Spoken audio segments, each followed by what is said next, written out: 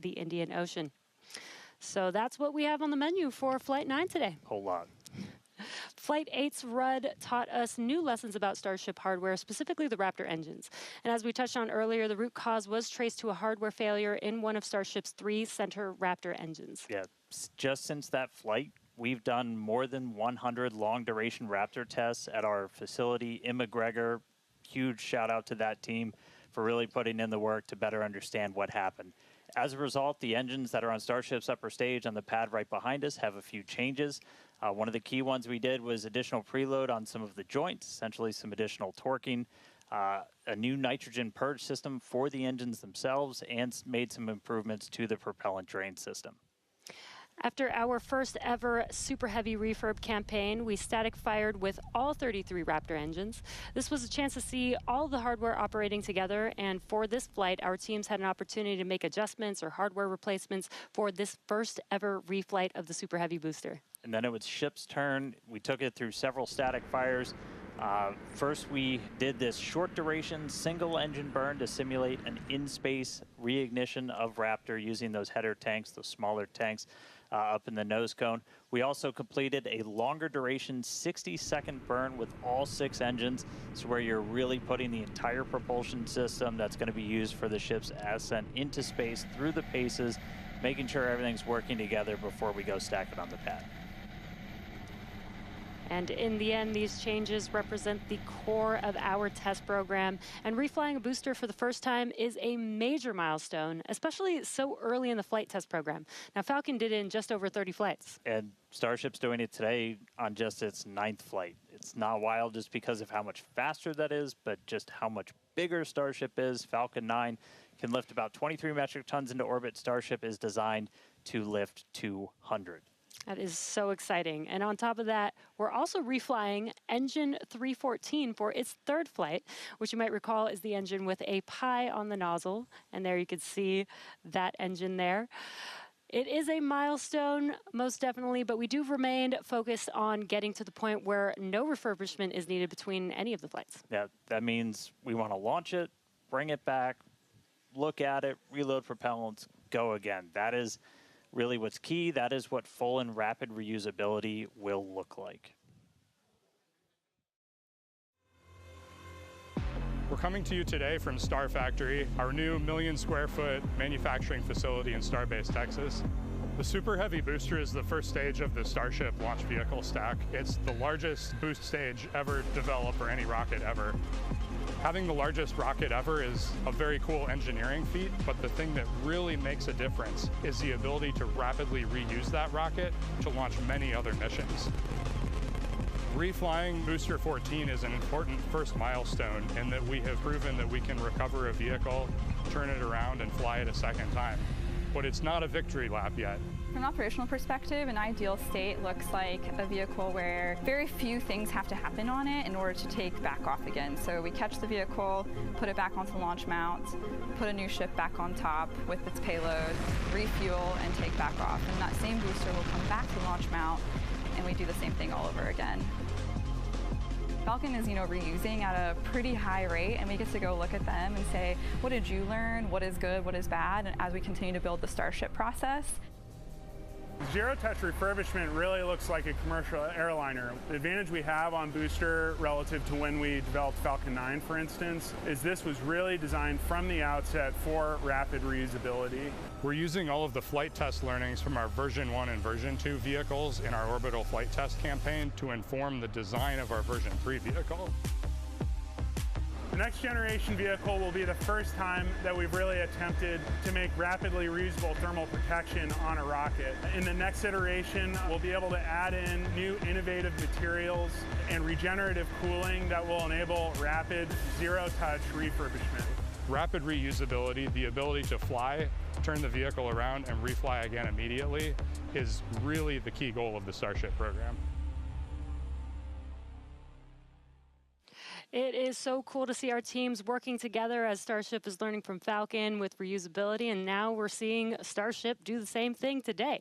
So all eyes on the rocket on the pad, getting ready to launch in just about 17 minutes from now. That's right. Looking at our levels real quick, we're a little bit more than halfway full on fuel and LOX on the booster, over 80% full on the ship. Still have to fill those header tanks, but everything looking good. We're not tracking any issues on the range. As a reminder, we watch sea states, air, and land around the launch site here and also over in the Indian Ocean where we're going to be doing our reentry. Not tracking any blockers to launch at the moment. Weather is gorgeous, has not been a concern all day for launch. We've been moving through all of our pre-flight checkouts pretty smoothly so far this morning, getting the ship and the booster ready for prop load, making sure guidance, navigation, and control are aligned. Everything's ready to go.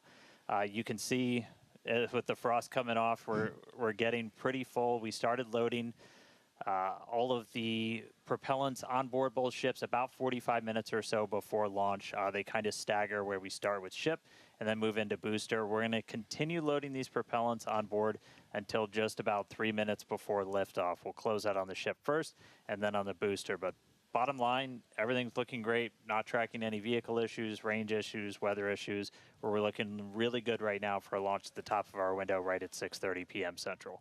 Yeah, seeing the propellant loading is making this getting more and more exciting. Today is going to be a wild ride for Super Heavy. We're putting the booster through several tests to expand the envelope on its capabilities and get flight data to make its return and catch more reliable.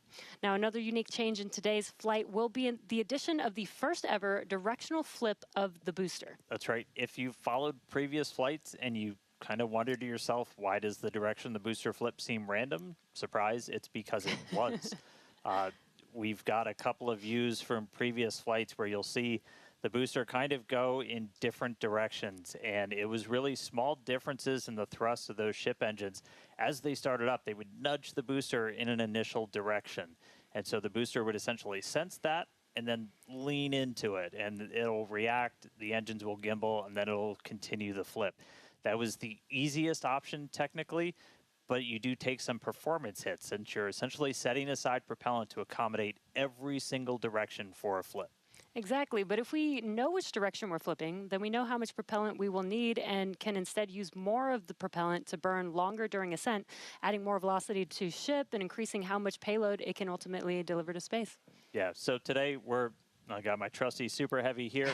We're going to intentionally try to flip straight up. So again, as you're separating from the ship, we want to get to here as you're doing that boost back burn. The fastest way is to just flip straight up and go into it. That's roughly what we did on Flight 5.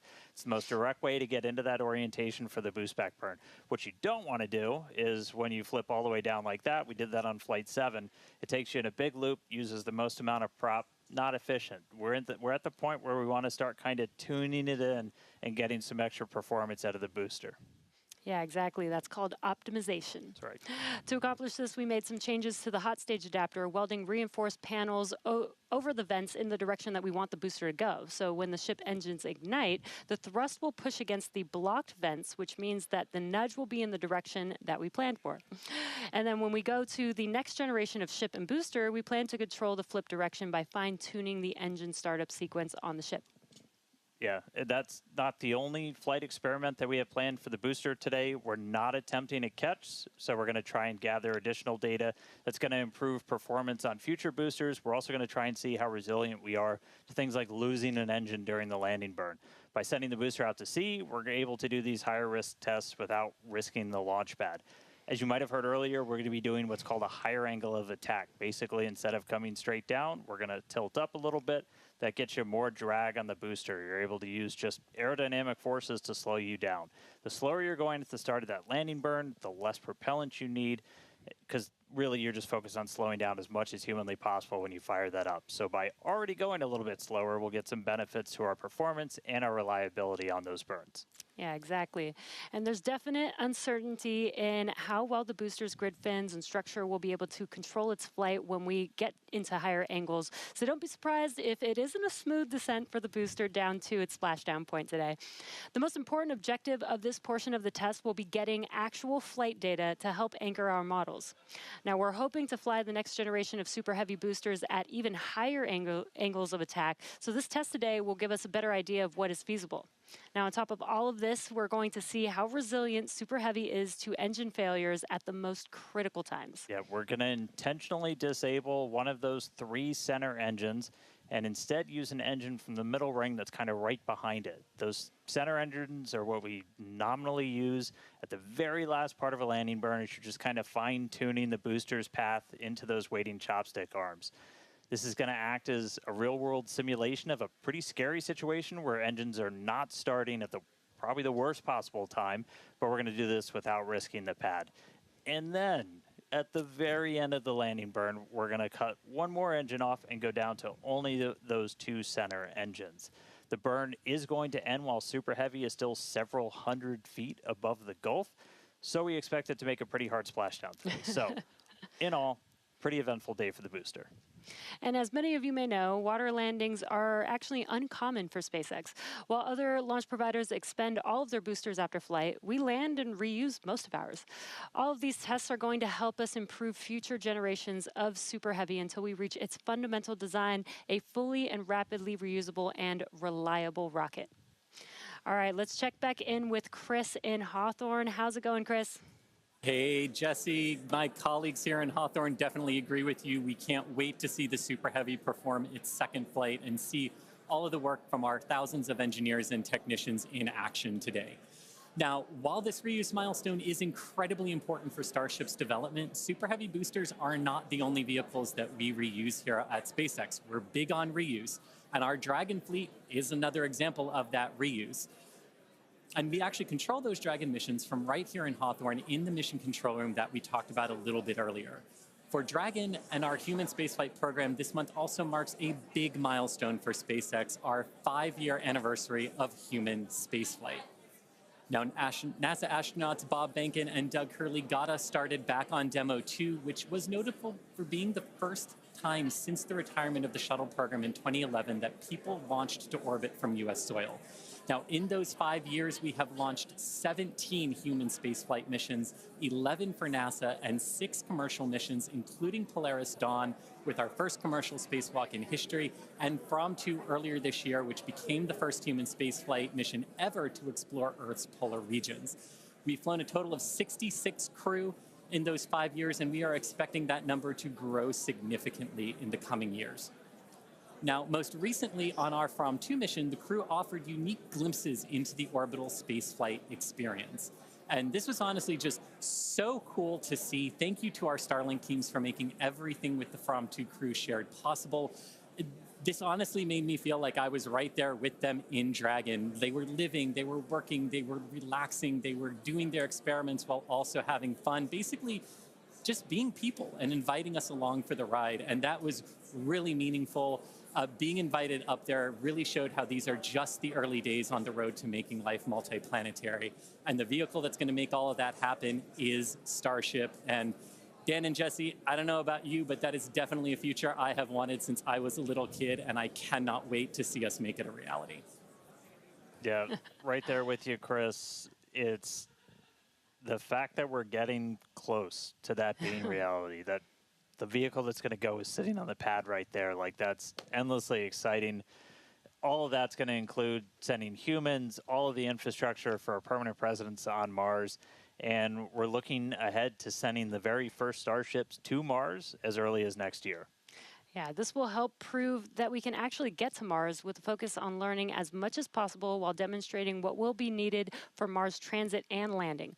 But before we can make life multiplanetary, we have to build the starships that will make this all possible. That's right, and that's happening right here, Starbase, Texas, the gateway to Mars. This is where we're soon going to be launching up to 25 Starship launches per year from here at Starbase. And the place is changing every single day. We've grown quite a bit just in the last couple of years. There's a couple hundred employees, their families living amongst actual rockets. We're in the process of expanding production and integration. We've got a target of 1,000 Starships a year we're going to try to hit. And recently, we did become a city of our own. We're the first city in Cameron County in 30 years. And that's just going to help us scale more quickly, try to build out the best community possible for all the people that are building the future of humanity's place in space. Starbase, pretty easily one of the most inspiring, exciting, unique places to live and work on the planet. As usual, shameless plug, we're always hiring. Come help us build the gateway to Mars. Visit spacex.com/careers. You can see all of our openings. And this is my first time in Starbase, and Dan, the Star Factory is a manufacturing engineer's dream. To be able to build a factory like this at such a large scale with such a large scale vehicle is so wild to me. And though I'm just visiting, Chris is hanging out right where I call home base. So let's check back in with Chris in Hawthorne. Thanks, Jesse. Yeah, everything here in Hawthorne is looking good. The crowd is gathered, really excited to watch the hard work of all of their colleagues come to fruition here for Starship on its 9th flight test. Not tracking any issues. We are excited to watch Starship do its thing today, make it halfway around the world, and test a lot of those critical in-space maneuvers and operations that will be vital for the program's continued operation. So Dan and Jesse, we can't wait for liftoff. Let's have a good flight today. Thanks, Chris. Now, if you're just now joining us, where have you been? But we're glad that you're joining us now. We are at T-minus just under 6 minutes until liftoff of the 9th Starship test flight. So far, the range is looking good. All the airspace and trajectory area that we are going to be launching through is looking good for our test flight today. Weather has been great. It was a little rainy and windy this morning, but it cleared up. It looks beautiful here in Starbase, and propellant loading continues on both stages. All right, yeah, it is continuing. We're a little over 90% full on our booster. We are pretty much full in the main tanks on ship, filling up those header tanks. We're going to continue loading prop for about 2 more minutes. Once we're done with that, you've got just under 11 million pounds of liquid propellant spread across those 2 stages. After we get through all of that prop load, our stage 0 will get ready. The ground systems will go through pushbacks, clearing all of those fluid feed lines back to the propellant farm, getting ready for launch. We did just see they did a flap wiggle check, so the final flap check on the ship. We're doing final alignments of the guidance, navigation, and control system, our thrust vector control, essentially our steering, checkouts of the flight safety system. So everything progressing right now. If we do need to hold, that can come at T-minus 40 seconds. That's a point built into the countdown where we can pause to wait for any final checkouts, pressurizations, anything that we need to complete. We can hold there. We will only hold there if we're tracking an issue. We're not currently tracking anything that will hold us at T-minus 40 seconds. But if you've seen a Starship launch before, they can happen. We can push through them and then launch that day still. Exactly. But when we do pass through T-minus 40 seconds, a number of events will occur in rapid succession. The ground spin and ignition systems come up to flight pressure, ship goes to internal power, and then after that, the quick disconnect or QD arm lockout is removed in preparation for retraction just shortly after T-minus 0. And once we pass T-minus 40 seconds, we do still have the ability to recycle the count under certain conditions back to T-minus 40 seconds, and then hold there to assess what happened and see if we can proceed again back down to T0. Yeah. There are a couple of things, kind of gates in that timeline that if we pass through that and we hit a hold, we'd have to scrub for the day. One pretty visual one will be if the water starts flowing for that deflector system that's underneath the launch mount. That happens right at around T-minus 10 seconds. For flowing water, we can't turn it off after it starts, and if we hit a hold, we're scrubbed for the day. We would need to refill those water tanks. We would also at that point need to refill all of the propellant tanks, as 11 million pounds of propellant is a whole lot. We can typically do that in about 24 hours, so we can always turn around to try again tomorrow. But we are coming up on 3 minutes away from liftoff. We should be hearing that we're closed out of prop load on the ship at this point. Booster coming up shortly. And wow, the weather just looks amazing there with Starship on the launch pad. Just about 2 minutes and 45 seconds from T0 with a lot of objectives for today. The booster, the Super Heavy booster flying today, will be flying for its 2nd time. Last flight was on Flight 7 and just turned around in 2 flights, which is pretty incredible. I'm super excited to see that booster fly again. All right, we did just hear we are going to hold at T-minus 40 seconds. So we'll pass along some more information once we hear that reason. But again, that's not the end of the day. We can hold at T-minus 40 seconds for quite a few minutes. We eventually have to start looking at our temperature of all of our propellant on board. That's usually what drives us to, if we've held too long, we have to stand down for the day. So we are expecting a hold at T-minus 40 seconds. Sounds like we're going to be doing some additional checkouts on the booster Raptor while we're at that T-minus 40 second mark. So we will expect to see the clock pause at T-minus 40. And then again, we've got a couple of minutes. They can work through the issues. If we're able to clear them, we can still launch today. If it's something that we can't, we can always stand down, turn around, recycle, fly again tomorrow.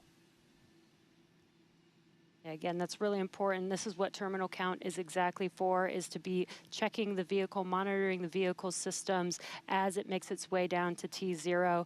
And again, this gives us the ability to catch anything and be able to hold, as Dan has been saying, and recycle if we need to, or pause so that we can work through those issues and see if it's something that we need to stand down for. And as Dan mentioned, we will be holding at T-minus 40 seconds, so in about 20 seconds from now. Yeah, so we'll hold there, and they'll work through these final checkouts on, sounds like just one of those Raptors on the first stage on Super Heavy, which, as you said, we're reflying it for the first time. 29 of those 33 engines have already been used in a launch, one of which has already launched Twice, and twice, we'll go for and its is getting ready for its third time. Right. And you just heard our flight director for the day, Joe Sliker. He just shared that we are going to hold at this T-minus 40 second mark. Keep an eye on one of those Raptor engines on booster.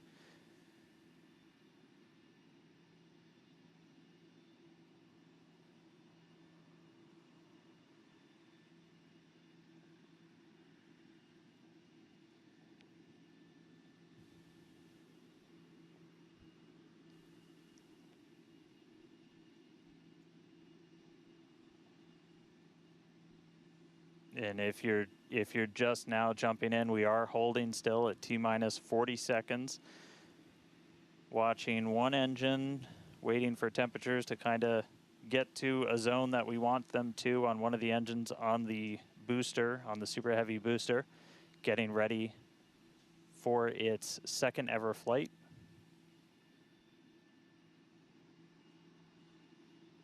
So we'll just continue to hold. Again, we can hang out here for several minutes.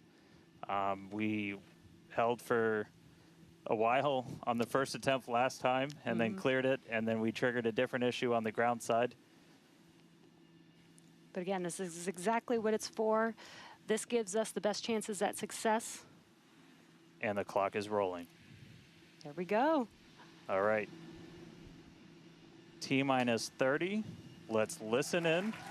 Watch that first flight proven Super Heavy. Get ready to take off from Starbase.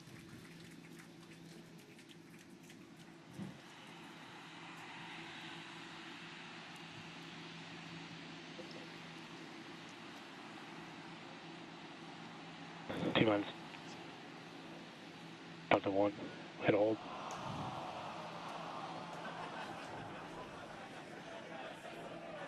We did have a hold. And looks like the clock jumped back to T-minus 40 seconds.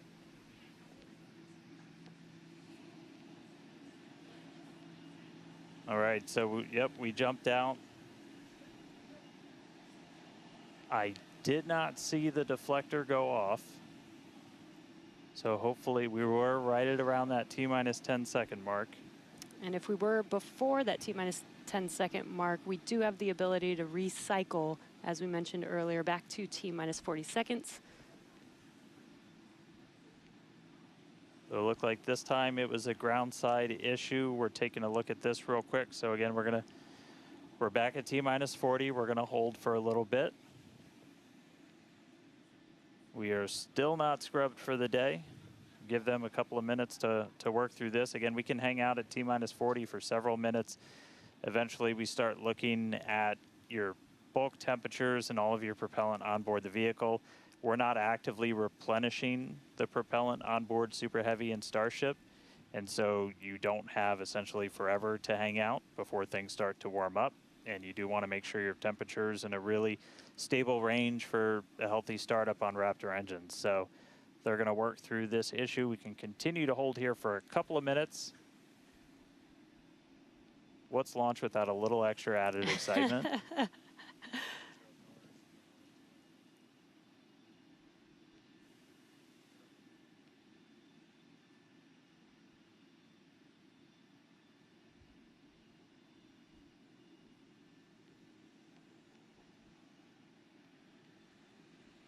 All right, so cumulatively, we've held for a little over 3 minutes between the two holds.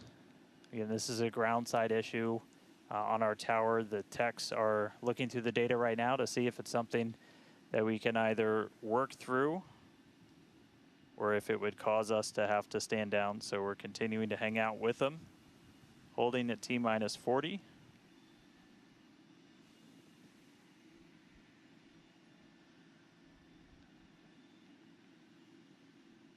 If you're just joining us, we did initially hold at T-minus 40 seconds. We continued the count, but recycled before we got to T-minus 10 seconds. And so we're back at a hold at T-minus 40 seconds, waiting for more information. The team is checking out to see if we can continue today.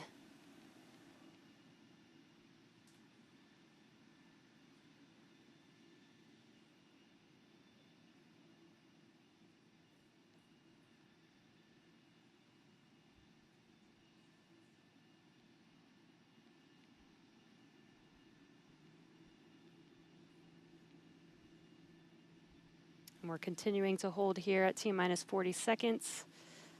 We've been holding for just about 5 minutes now as the teams evaluate if we can continue to T0 for Flight 9.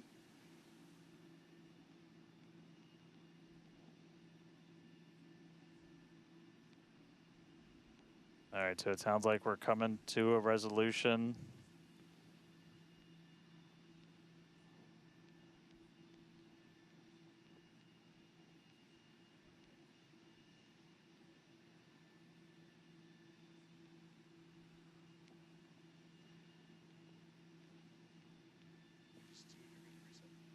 All right, so we are getting to a resolution. We're going to reset everything.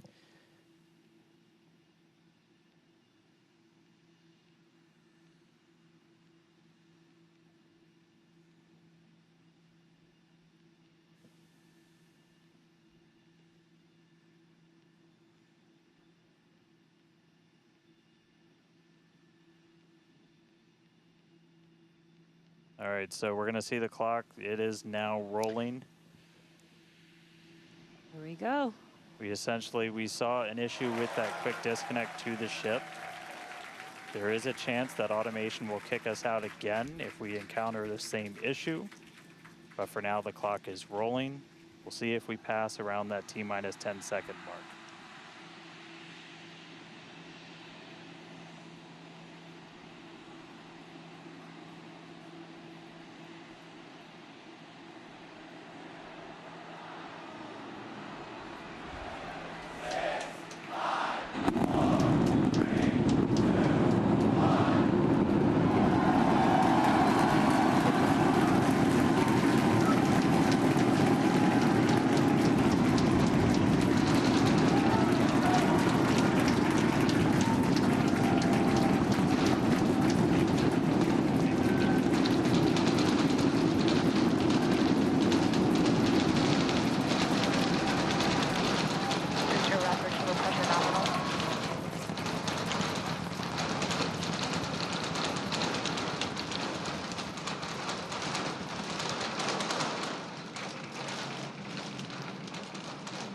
T-plus 40 seconds, it's one hell of a sight from here. We see it arcing right over top of us. We see 33 out of 33 Raptor engines lit on Super Heavy as it starts to ascend skyward.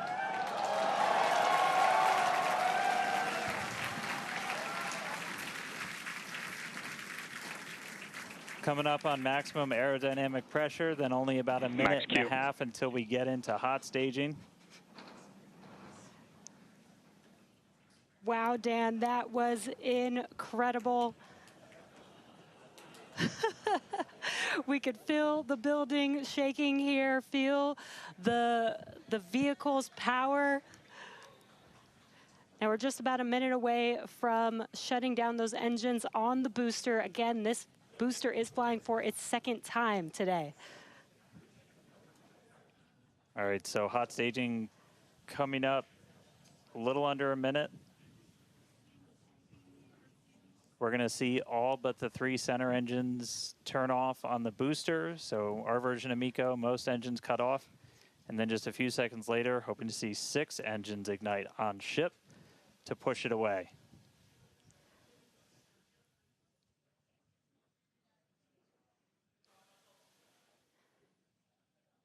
All right, hot staging, about 30 seconds.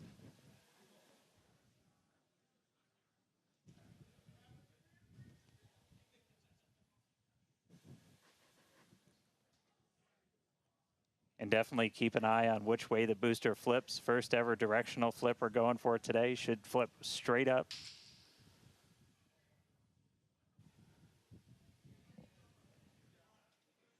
See those engines powering down? Booster engine cutoff. Ship ignition. Stage separation.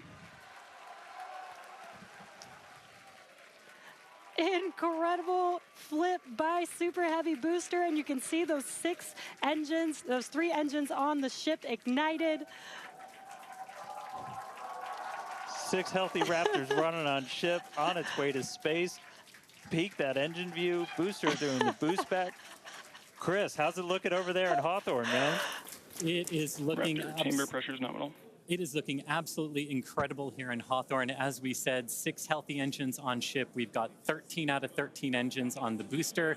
Now down to those 3, which is what we expect in the final moments of the boost back burn. Now, as a reminder, we are not recovering the Super Heavy booster today. We are instead going to do some... shutdown. And there we had a good shutdown of the boost back burn. Next up will be the jettison of that hot stage Ship ring. avionics power and telemetry nominal. Great call out there that everything looking nominal aboard the Super Heavy vehicle, which is returning to Earth, and we're going to be doing some experiments with it, including a higher angle of attack re-entry, as well as some engine tests as it gets closer to the Gulf. We are, again, because of these tests not recovering it, we are sending it to the Gulf on purpose to do those tests. But again, you see the booster on the left-hand side of your screen. You see ship with 6 healthy engines continuing its ascent to its planned suborbital trajectory. Everything going very well so far for Starship's 9th flight. Now 4 minutes, 15 seconds in. Great views from inside of the aft engine area of ship there, looking at those 3 sea level and 3 Raptor engines on the right-hand side of your screen. The booster doing its LOX dump, that liquid oxygen dump. So because we don't need some of that liquid oxygen propellant in its tanks, we vent that propellant out to lessen the booster's mass as it comes in for its landing. Just absolutely gorgeous views watching these 2 vehicles do their respective things in the skies over Texas here today. And Dan, we're approaching the 5-minute mark into the flight. Super Heavy is descending rapidly.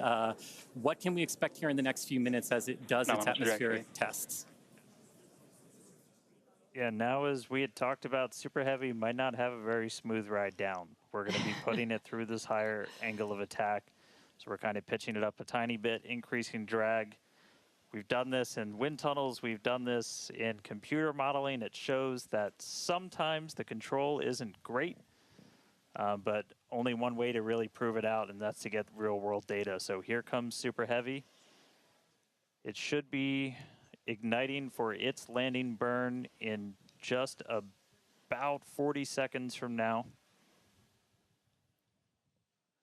And we are going to relight 13 engines, then bring that down to 3 engines. As we talked about earlier, we will be intentionally shutting down. We will be shutting down one of those 3 center engines intentionally to push the limits of this Super Heavy booster. Ship Raptor, chamber pressures nominal. And continuing to see 6 healthy engines on the ship, 3 sea level and 3 vacuum engines still ignited as the Super Heavy booster is making its way back down to Earth. We can see those grid fins doing some heavy work. Booster landing, start up. Ignited for our landing burn.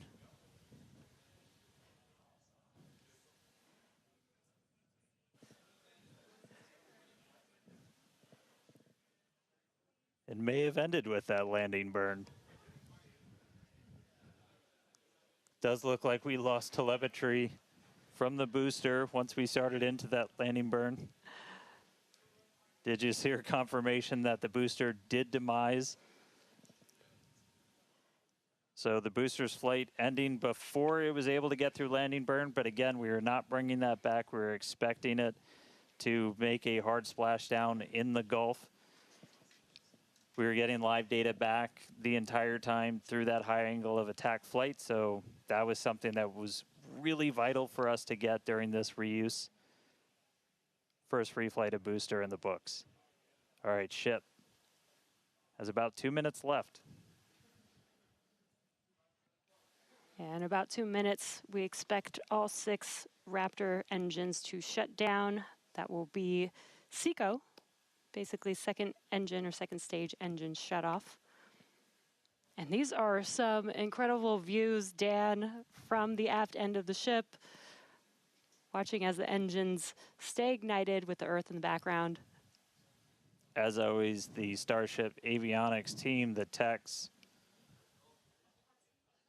I think we just heard the booster. But all right, we got about a minute left into this burn. All eyes definitely on ship as we get through the final stages into its ascent. We're expecting it to start to cut those engines off in about 45 seconds.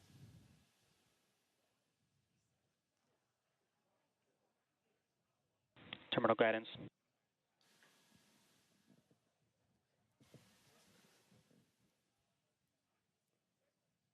All right, just about 30 seconds to go. We're in terminal guidance in the final stages of this ascent burn. We did see shutdown of the Raptor engines. We do stagger these, so we do the Raptors first. Those 3 have shut down successfully. Sea level's still running. Ship engine cut off.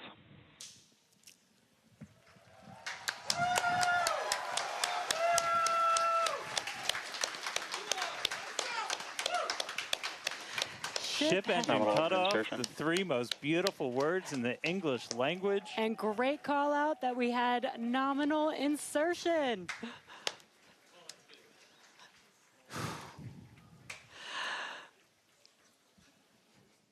An incredible flight test so far today.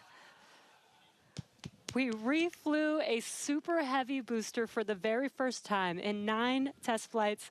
Ship is in its orbital trajectory. Again, it's going to remain suborbital for its mission today. But it ignited all, it ignited all 6 of its engines and made it all the way through SECO just now.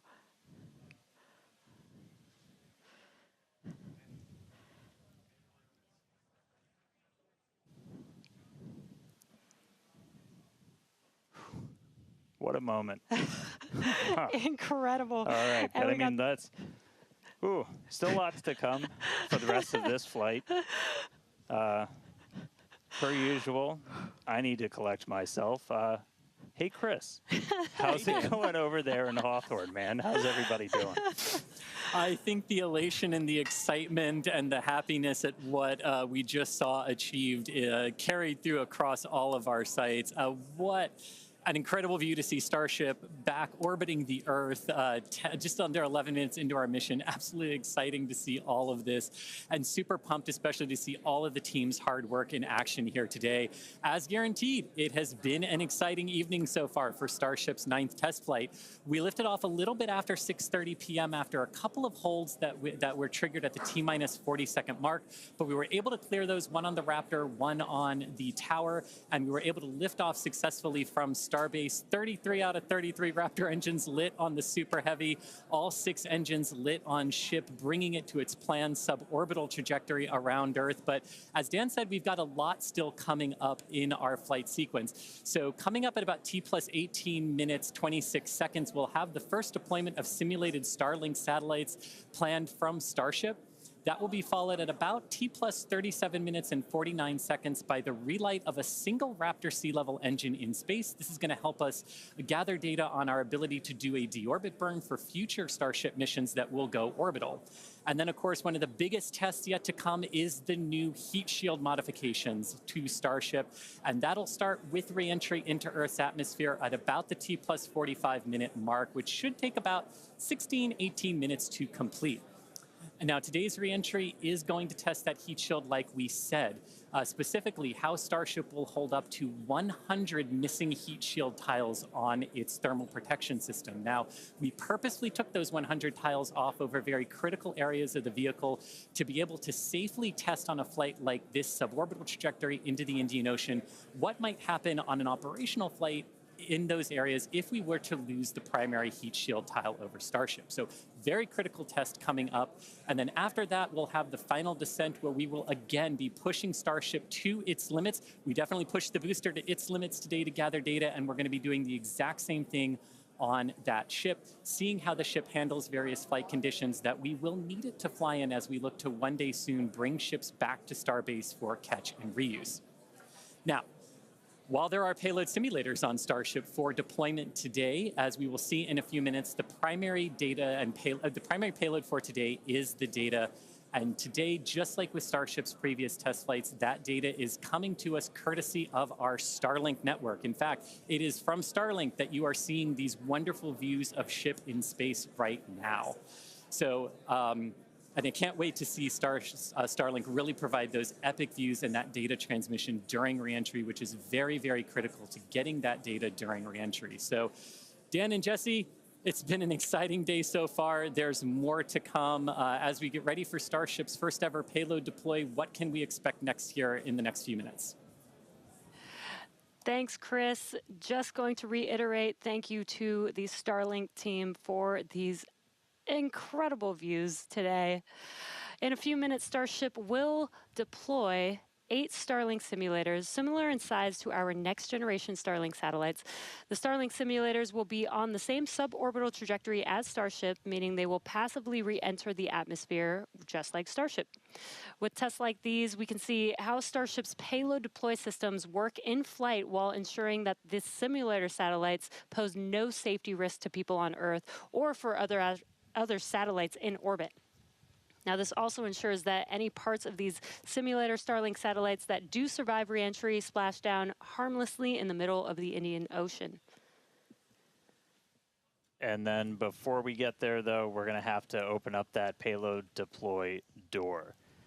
So we've only ever done that one time before. Pretty sure it was Flight 3. Someone on the internet, please check me.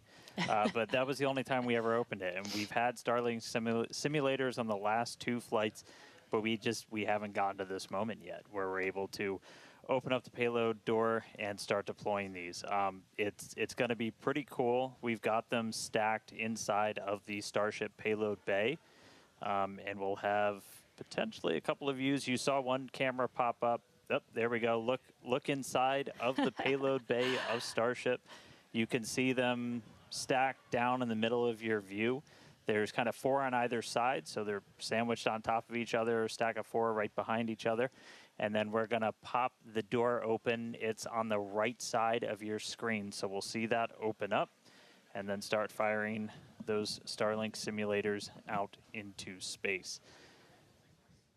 We are expecting the payload door to open in a little over a minute from now.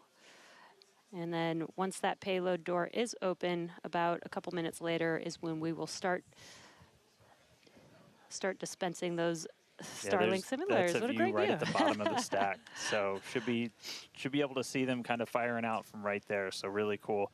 And eventually these are going to carry dozens of the next generation of Starlink satellite into space, and those are going to enable some truly insane things in terms of speeds from space and what we're able to do. Starlink's been really great for Starship, obviously.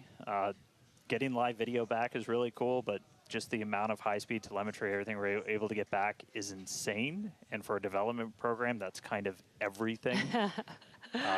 We're in excess of 130 or 160. My numbers are fuzzy right now, just like my brain is. But well in excess of 100 megabits per second of downlink. And a lot of that gets eaten up by video. We've got dozens of cameras across Starship. We added several more. For this flight, you saw a couple of those as we have essentially 360 degrees. Oop. Open the pod bay door, Hal.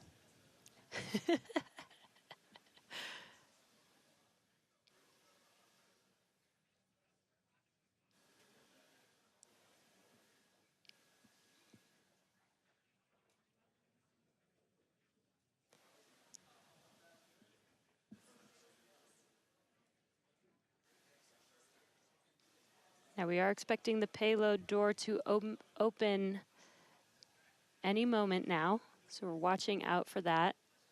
Again, you're looking at the inside of Starship as it's suborbital.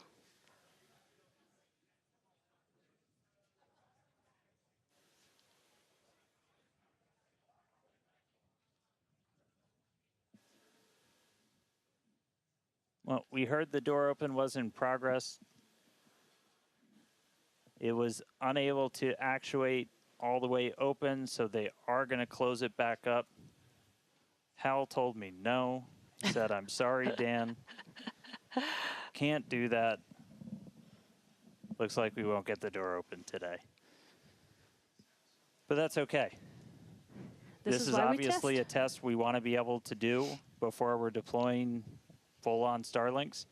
But the real focus for this, now that we are in space, is getting to that reentry. That is the most critical phase of Starship that we still have to prove out.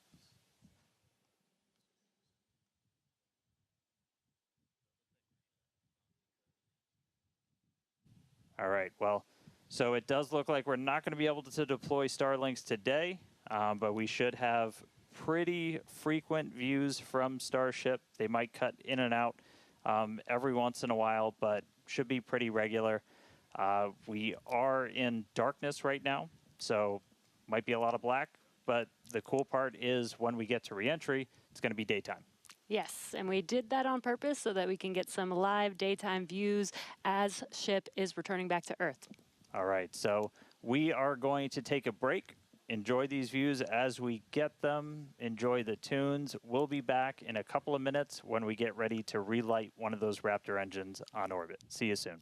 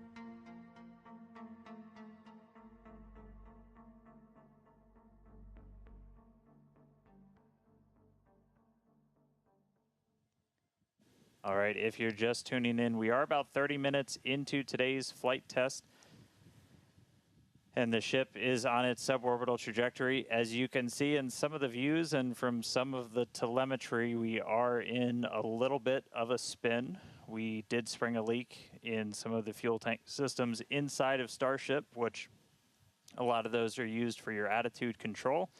And so at this point, we've essentially lost our attitude control with Starship. We are still on a path toward re-entry. We are suborbital, so no matter what, we are going to enter. However, this lowers the chances for it to be a controlled re-entry. So if you think back to Flight 3, when we had something similar happen, just the end symptom of a loss of attitude control, we were in a roll by the time we hit re-entry. So we are going to re-enter. We should hopefully still have views. The Starlink satellites are pretty robust to still maintaining contact. We've got 4 of those terminals on the vehicle, and they're pretty robust to maintaining contact even when we are in a spin, essentially. So we should hopefully continue to keep live views. It's going to still be dark until we get a little bit closer to entry, as we are a little bit, we're coming up on Africa. I believe we do swing just to the south of that continent. And by the time we start heading out over the Indian Ocean, we'll start heading into a sunrise. So, not looking great with a lot of our on-orbit objectives for today, where we were hoping to do the PES deploy and relight an engine, and then really importantly get into that controlled entry to really put the heat shield through the ringer. Nonetheless, Starship marching forward towards that re-entry over the Indian Ocean, so we'll continue to hang with it and give you any updates as things continue to change.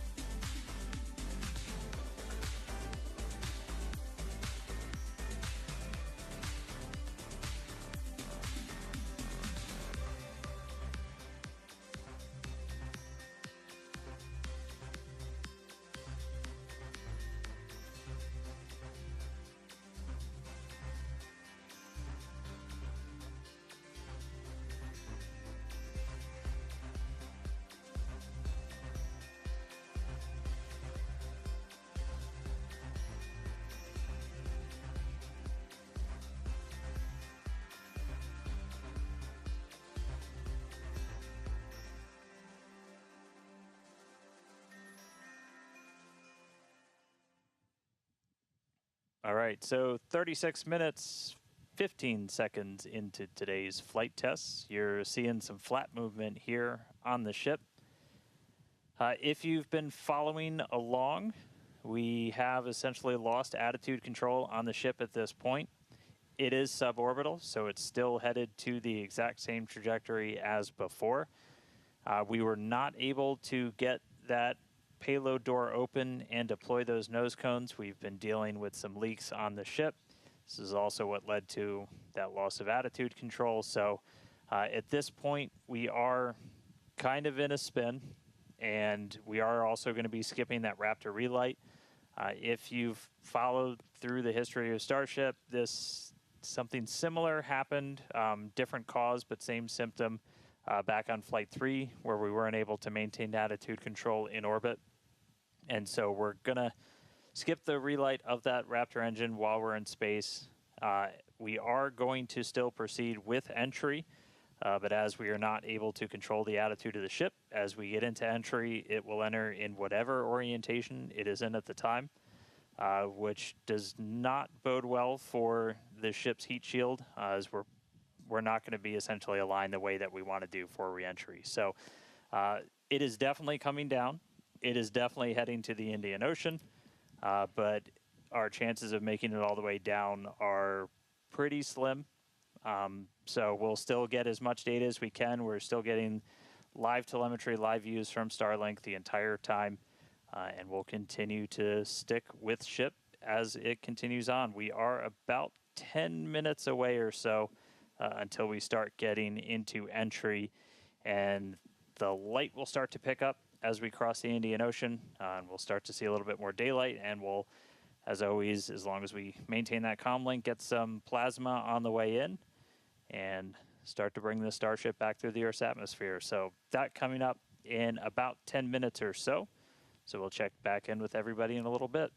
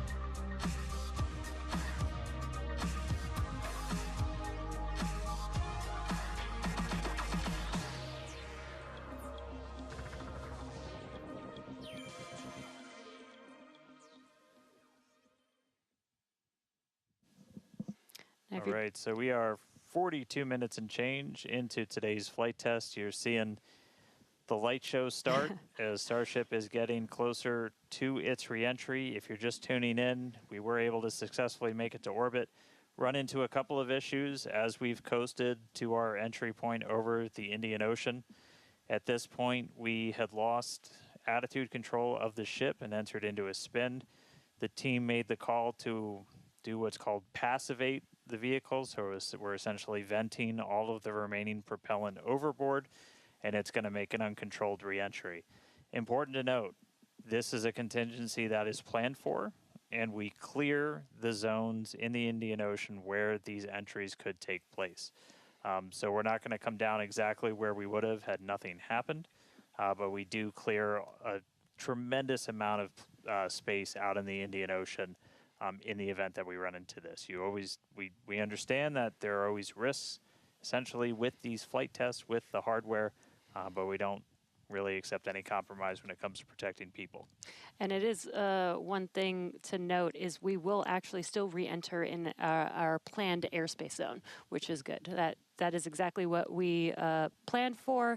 You know, we do plan for if something does go a little bit off nominal, that we have enough airspace cleared out for situations just like this. Yeah, re-entry is still just that really critical phase that we need to try and gather as much data, as much information as possible. Is a fully reusable heat shield has never been flown before, history of space flight, and that's something that Starship still has to crack. And so we had a whole range of experiments on this one at this point, and we just started to lose some of our cameras, so it's very possible that we'll start to lose contact with Starship a lot sooner than we would have if it was a nominal reentry.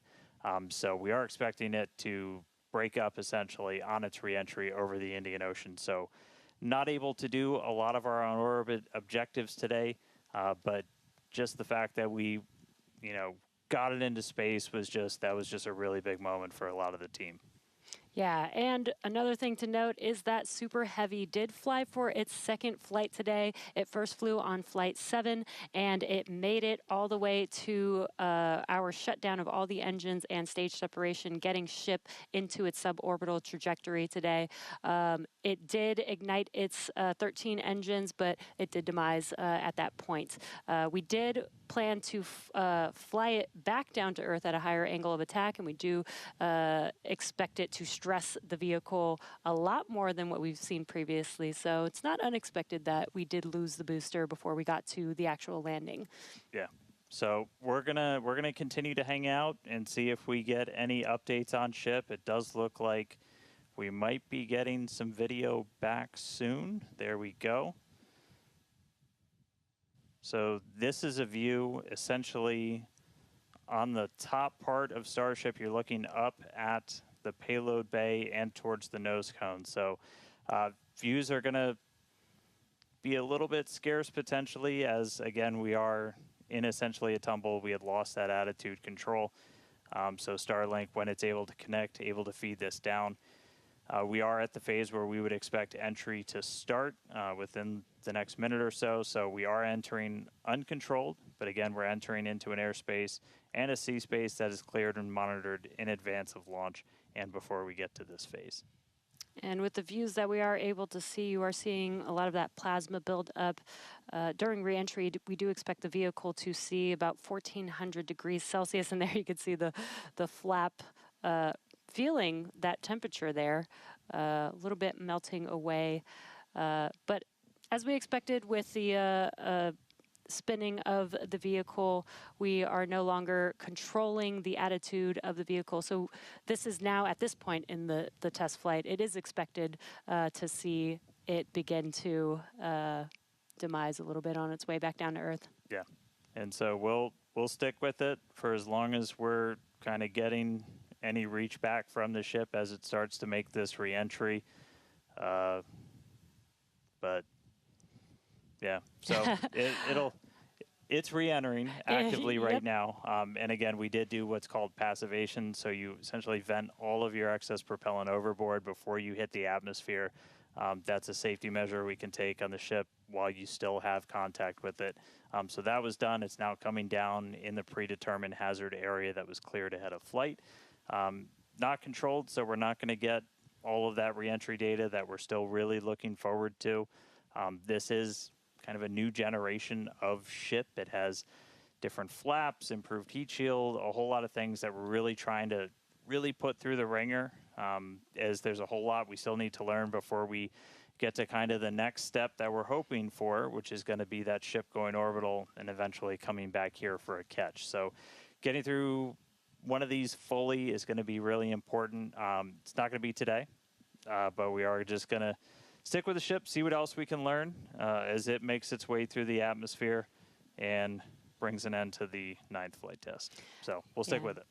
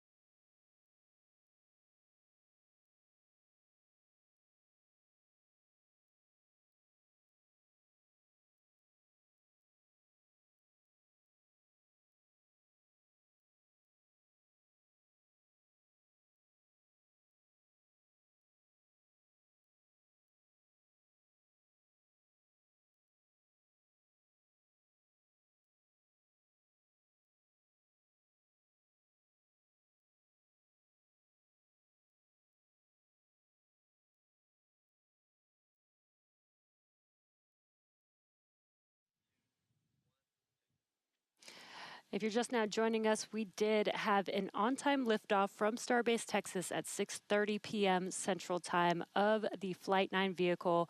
We did have some incredibly stressing objectives today. The Super Heavy booster flew for its second flight. It first flew on Flight 9 and made its way to take ship all the way up to stage separation, doing its second flight ever, which is pretty incredible.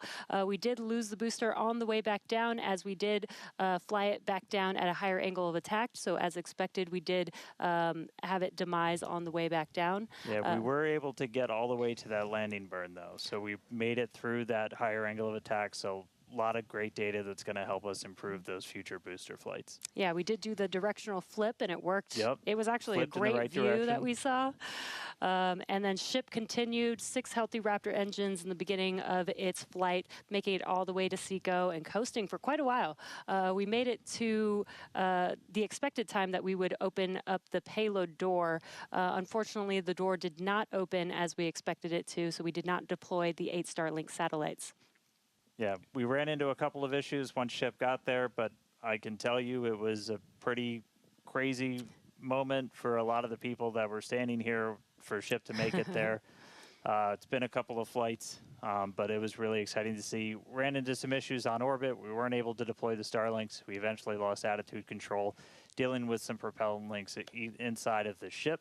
And we did lose attitude control. And just to confirm, we did lose contact with the ship officially a couple of minutes ago. So that brings an end to the 9th flight test. So still a lot of work to do, but really big moment. Chris, how's everybody doing over there in Hawthorne? What's the vibes, man?